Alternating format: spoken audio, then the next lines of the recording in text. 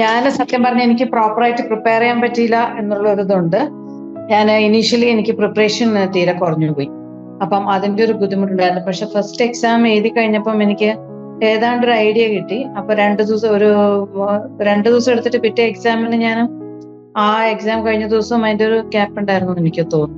അപ്പൊ എന്തായാലും ഒരു 2 days ഞാൻ മറ്റേ എക്സാമിന് കാര്യമായിട്ടൊന്ന് അത് വെച്ചിട്ട് ആ ഫസ്റ്റ് എക്സാമിന്റെ ഒരു എക്സ്പീരിയൻസ് വെച്ചിട്ട് പ്രിപ്പയർ ചെയ്തപ്പോൾ കുറച്ചും കൂടെ ബെറ്റർ ആയിട്ട് എനിക്ക് സെക്കൻഡ് എക്സാം എഴുതാൻ പറ്റി.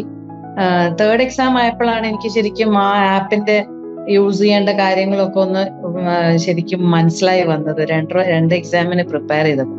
അപ്പൊ തേർഡ് എക്സാം എഴുതിയപ്പോൾ ഇത്രയും കൂടെ ബെറ്റർ ആയി. ഏതായാലും ഞാൻ ഫോർത്ത് എക്സാം നല്ല ഗ്യാപ്പ് ഉണ്ടായിരുന്നു, 2 weeks ഗ്യാപ്പ് ഉണ്ടായിരുന്നു. അപ്പൊ ആ ഗ്യാപ്പിൽ ഞാൻ നന്നായിട്ട് ആ ഗ്യാപ്പിൽ മാത്രമേ ഞാൻ പഠിച്ചിട്ടുള്ളൂ. സത്യം പറഞ്ഞു നന്നായിട്ട് പ്രിപ്പയർ ചെയ്തു. പക്ഷെ എനിക്ക് പനി അടിച്ചു പോയി. എന്നാലും ഞാൻ പിന്നെ പനി കൊണ്ട് പോയി എഴുതി. എന്നാലും പഠിച്ചിട്ടുണ്ടായിരുന്നോണ്ട് പറ്റുന്ന പോലൊക്കെ എഴുതാൻ പറ്റി നന്നായിട്ട്. നമ്മുടെ ആപ്പ് വെച്ചിട്ട് PYQ എല്ലാം ചെയ്ത് പഠിച്ചപ്പം നന്നായിട്ട് തന്നെ എഴുതാൻ പറ്റി എന്ന് പറയാം. വലിയ കുഴപ്പമില്ലാതെ മിക്കവാറും എല്ലാ ക്വസ്റ്റ്യൻസും തന്നെ എനിക്ക് എല്ലാ സെറ്റിൽ നിന്നുമുള്ള ക്വസ്റ്റ്യൻസ് എല്ലാം ഒന്ന് അറ്റൻഡ് ചെയ്ത് പോകാനായിട്ട് പറ്റി. ഒരുവിധം പറ്റുന്ന പോലെയൊക്കെ എഴുതാനും പറ്റി. പറഞ്ഞ മാതിരി ടൈം ഇച്ചിരി ആദ്യത്തെ ഒരാൾ പറഞ്ഞ മാതിരി ടൈം ഇച്ചിരി കുറവ് പോലെ തോന്നി.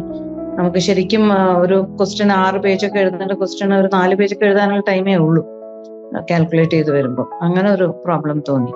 പിന്നെ 5th പേപ്പർ ഞാൻ അത്രയും പനിയെ കൊണ്ട് എഴുതിയിട്ട് ഞാൻ ഭയങ്കര ടയർഡായിരുന്നു. അതുകൊണ്ട് എനിക്ക് എഴുതാൻ പറ്റിയില്ല. പിന്നെ അത് സങ്കടമില്ല, കാരണം അത് ഞാൻ ലീസ്റ്റ് പ്രിപ്പയർഡ് പേപ്പർ ആയിരുന്നു അത്.